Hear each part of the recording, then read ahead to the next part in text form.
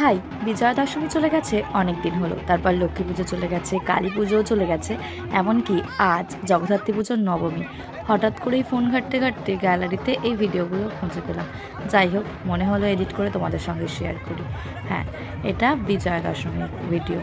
মা দুর্গার আমাদের মর্ত থেকে কৈলাসে যাবার দিন, যেখানে আমরা সবাই প্রচুর মন খারাপ থাকলেও আমরা কিন্তু মনকে শান্ত করে মাকে বিদায় জানাই।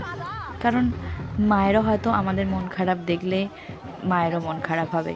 তাই প্রথমেই মা সরস্বতীকে, তারপর কার্তিককে, তারপর মা লক্ষ্মীকে, আর তারপর আমার গনু দাদাকে ভাসান দেওয়া হলো।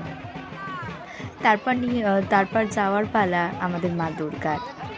এরপর নিয়ে যাওয়া হচ্ছিল মা দুর্গাকে। চোখের জলে মাকে বিদায় জানাতে হয়। আমাদের এই পুকুরটা সানের ঘাট করা এবং প্রতিষ্ঠিত পুকুর, প্রত্যেক বছর এখানেই ভাসান দেওয়া হয়।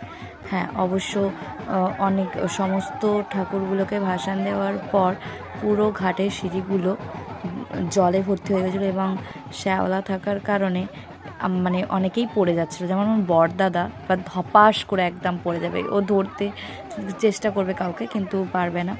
তারপর অনেক মন খারাপের মধ্যেও আমাদের মাকে বিদায় জানাতে হবে। মায়ের বিদায় কিন্তু মন খারাপ থাকা সত্ত্বেও কিন্তু সবাই অনেক মজা করেছে।